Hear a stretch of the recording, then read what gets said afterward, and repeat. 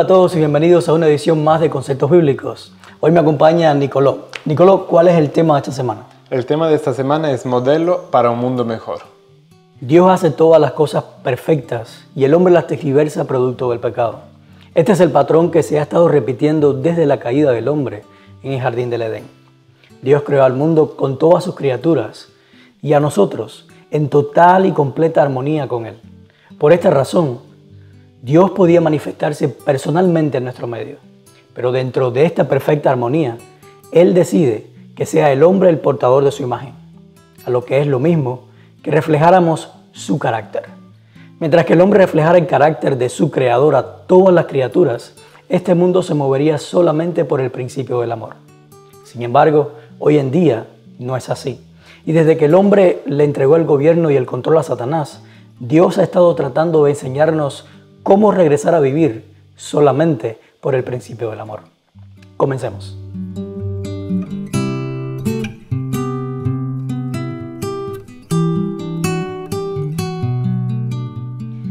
El pueblo de Israel estuvo por 400 años esclavo en Egipto y clamando para que Dios lo liberara. Pero aparentemente Dios tardó en escucharlos. Por otra parte, tenemos el testimonio de Juan en 1 de Juan 5, 14 al 15, cuando dijo: esta es la confianza que tenemos al acercarnos a Dios, que si pedimos conforme a su voluntad, Él nos oye. Y si sabemos que Dios oye todas nuestras oraciones, podemos estar seguros de que ya tenemos lo que les hemos pedido. Y yo te pregunto, entonces, ¿realmente tardó Dios su promesa de liberar a su pueblo? ¿Por qué crees que Dios se mantuvo en silencio por tantos años? El propósito de la oración es mover la mano de Dios o conocer a Dios. ¿Qué tú crees, Nicolás? Bueno, lo que yo creo es que el creyente con la oración lo que hace es simplemente darse cuenta de la necesidad que tiene de Dios. En oración el creyente dice: Dios, yo te necesito, yo me meto en tus manos, Dios, haz lo que sea tu voluntad. Y de ahí en adelante cambian las cosas. Por supuesto, estoy de acuerdo contigo. La oración nunca debe ser con el objetivo de mover la mano de Dios. De hecho, nuestras oraciones no mueven la mano de Dios. Claro. Dios no hace las cosas simplemente porque le pedimos y le pedimos y le pedimos e insistimos para que las haga. Él nos ama y Él siempre va a hacer las cosas por amor a nosotros. La oración es para conocer a Dios. Ahora, con respecto a lo primero que te pregunté, de que por qué Dios tardó aparentemente tanto, yo diría, una vez que el pueblo de Dios fue liberado por Moisés, pudimos ver cómo pensaba realmente el pueblo de Dios. Constantemente quería hacer las cosas a su manera, nunca quería hacer las cosas de la forma de Dios. Y te das cuenta que cuando el pueblo de Dios estaba pidiendo en Egipto, cuando estaban esclavos y le pedían a Dios: libérame, libérame, libérame, por favor, simplemente estaban pidiendo de su orgullo. Ellos eran pueblo de Dios. ¿Cómo es posible que el pueblo del Dios viviente, del Dios todopoderoso, pueda ser esclavo de una nación pagana? Eso era lo que más le dolía a ellos, su orgullo de ser esclavo. Y por eso pedían constantemente eso. La tardanza de Dios no creo que fue una tardanza como tal. Fue simplemente que Dios no tenía simplemente una persona a la cual usar para poder liberar a su pueblo. Hasta que llegó Moisés y dejó a un lado su orgullo cuando estuvo trabajando de pastor por 40 años en el desierto. Dejó su orgullo a un lado para dejarse guiar por Dios. Y además no creo que Dios tardó simplemente por tardar, sino que estaba preparando el pueblo para lo que iba a hacer después. Exactamente. Llega un momento en la historia de la humanidad en que Dios ofrece al ser humano a través del pueblo de Israel un regalo hermosísimo, su ley. Este regalo es una lista de normas que son la base para una convivencia sana entre los hombres, entre el ser humano y el resto de la creación y entre el ser humano y Dios mismo. En su ley, Dios está presentando lo que es su carácter. Es por eso que Jesús, siglos después, sintetiza todo en 2 mandamientos. Ama a tu Dios con todo tu ser y ama a tu prójimo como a ti mismo. Entonces, mi pregunta ahora es, ¿la ley de Dios, así como la persona de Jesucristo, representan el carácter de Dios? ¿Podríamos decir entonces que la ley de Dios y Jesús tienen el mismo valor, la misma importancia para un cristiano? Las Escrituras, ¿qué nos dicen acerca de eso? Ok, para mí, a pesar de que Jesús y la ley representan el carácter de Dios, no tienen el mismo valor, ni son iguales. Te lo voy a poner de esta manera. Una vez estaba en clase y un profesor mío dijo lo siguiente. Él decía: yo soy escritor y si las personas quieren conocer de mí a través de mis libros, pueden conocer varias cosas acerca de mí. Sin embargo, si ellos quieren conocerme mucho mejor o perfectamente, tienen que preguntarle a mi esposa y a mi hija. ¿Cómo llevamos esto al cristianismo? La ley de Dios en un momento reflejó el carácter de Dios de la mejor manera que pudo.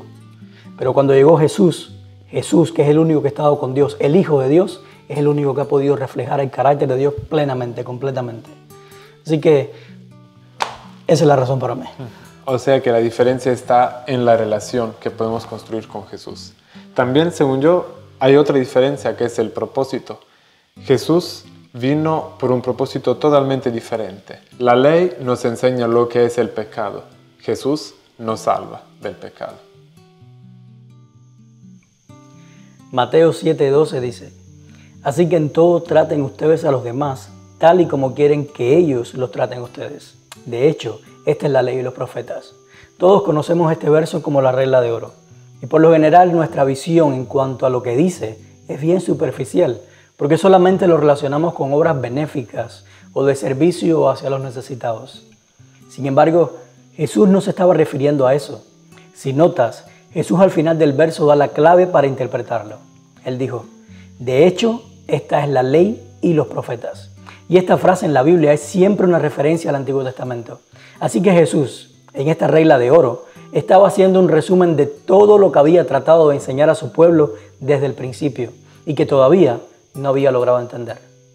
Yo te pregunto, ¿cómo ves la ley de Dios y las enseñanzas de todos los profetas a través de la regla de oro? ¿Crees que Dios te pide abstenerte de hacer el mal o vivir para hacer el bien? ¿Cuál es la diferencia entre estos dos conceptos? ¿Qué tú crees, Nicolás? Bueno, Alex, ¿qué es el bien y qué es el mal? ¿Desde cuándo el hombre conoce el bien y el mal? Cuando estaban en el jardín del Edén, Adán y Eva tuvieron la posibilidad de agarrar un fruto y conocer el bien y el mal. Pero también, alrededor de este árbol, tenían un jardín inmenso y hermoso que en ese entonces fue la forma que Dios hubo de expresar su amor hacia ellos. Entonces yo no creo que lo que Dios quiere para nosotros sea simplemente abstenernos de algo o hacer algo o algo así, sino que disfrutemos de su amor, del amor que Él tiene para nosotros. Como pasó con Adán y Eva, ellos no tenían que comer o que no comer de aquel árbol, sino que tenían que disfrutar de todo el jardín que estaba ahí alrededor. Exactamente, estoy de acuerdo contigo, Nicolás. De hecho, me llamó la atención cuando estaba leyendo este verso de la regla de oro, porque nunca lo había visto de esta manera. Cuando leí esa última parte que decía, esta es la ley y los profetas, entonces comprendí muchas cosas que Dios había hecho en el Antiguo Testamento. Entonces, por ejemplo, si miramos la ley de Dios, empezando que este verso todos los judíos lo conocían. La regla de oro era bien conocida entre los judíos, simplemente que ellos la conocían de la parte negativa. No le hagas a otros lo que no quieres que te hagan a ti. Y ahora Jesús le vira la ley al revés, o la regla al revés, y se la pone de una manera positiva. Haz con otros lo que tú quieres que hagan contigo. Entonces, si miramos la ley, cuando la ley dice no matarás, Dios simplemente no te está diciendo abstente de no matar, o quédate sentado en un lugar para que no mates a nadie. Dios te está diciendo da vida. No simplemente reduzcas o limites tu vida a no abstenerte, sino que da vida. ¿Y cómo podemos dar vida? Exactamente, darle vida a otro simplemente compartir a Jesús. Si Dios es vida y yo comparto vida a Dios con otro, le estoy dando vida. Y si yo no la comparto, en cierta manera te estoy matando. ¿Sí o no? Porque no compartir la vida con alguien, si yo tengo la vida y no la comparto, te estoy dejando morir.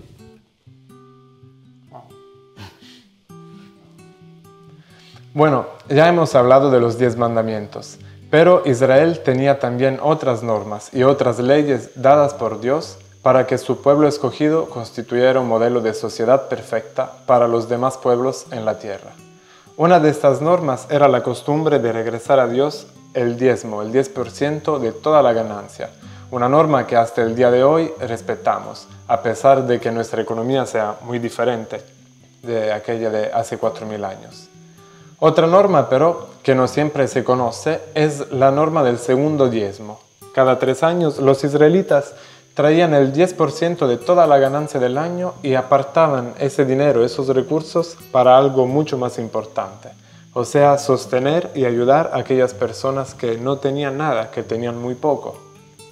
Dios no quería estas riquezas para sí mismo, sino quería crear una costumbre en esta sociedad, una sociedad modelo, para que las personas ayudaran se acostumbraran a ayudar a los demás. Ahora, Dios, en tema de bondad y de generosidad, es el ejemplo más alto que podríamos encontrar.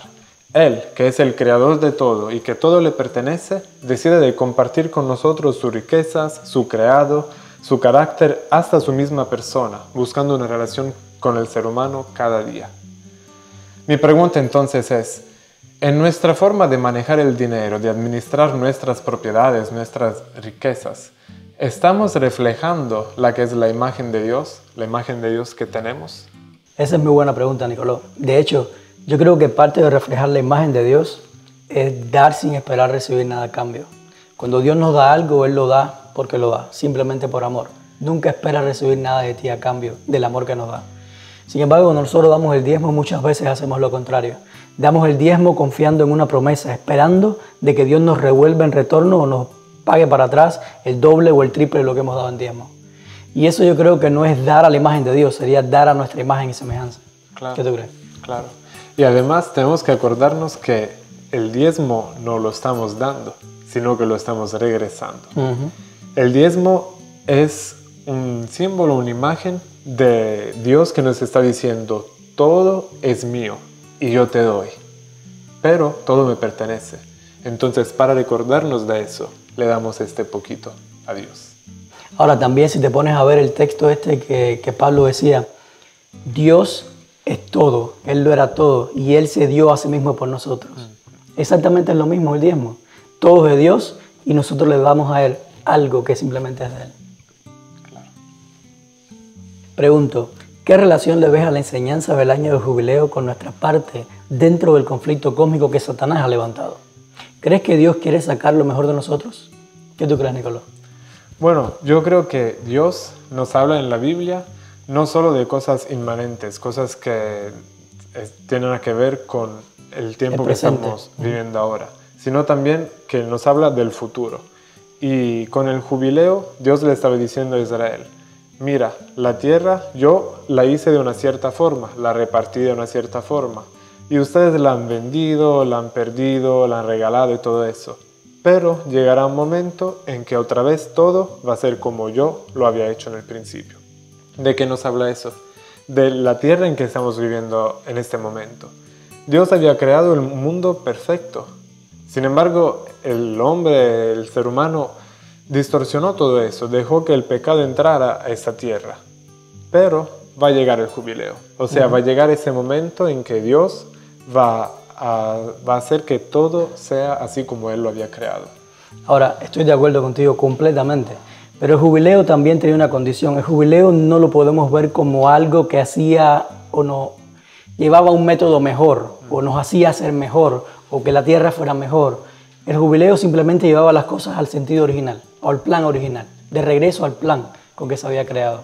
Y lo mismo pensamos con nuestra vida cristiana. Yo creo que muchas veces, como cristianos, vivimos esforzándonos para ser mejores cristianos. Y cada día trato de ser mucho mejor y mucho mejor, cuando Dios nunca nos ha pedido que seamos mejores cristianos. Dios simplemente nos pide que nos rindamos a Él, porque el mejor es Él. Y como Él es el mejor, si Él vive en nuestra vida a través de nosotros, entonces Él va a ser mejor en nosotros. ¿Me entiendes? Y lo mismo con el mundo. Dios nunca dijo que iba a ser un mundo mejor, sino que iba a ser un cielo nuevo y una tierra nueva, que es muy diferente a un mundo mejorado. Y como siempre, tenemos la conclusión en 5 puntos. 1. La seguridad de que Dios nos oye y nos da lo que pedimos cuando oramos de acuerdo con su voluntad debería cambiar radicalmente nuestra manera de orar. 2. No nos conformemos con obedecer de forma vacía a una lista de reglas. Dejémonos transformar por el poder de Jesús. 3. Dios nunca nos pidió vivir confinados a la abstinencia del mal, sino a poner en práctica su carácter al dar movidos por amor. 4. En esta vida todo le pertenece a Dios, que nos da más de lo que necesitamos. Aprendemos a hacer lo mismo con todos aquellos que necesitan. Y 5.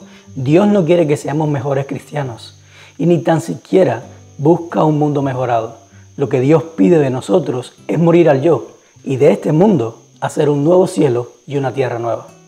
Esto ha sido todo por hoy, pero no queremos despedirnos sin antes recordar cuál es el tema de la próxima semana.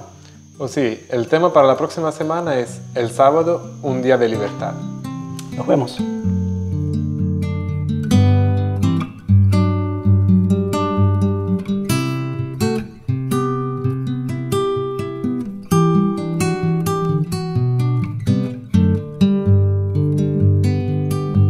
Se questo video ti è interessato e vuoi ricevere altro materiale del genere, basta mettere mi piace alla pagina Facebook o iscriversi al canale YouTube, o ancora meglio scaricare l'applicazione per Android e per iPhone su Casa Church.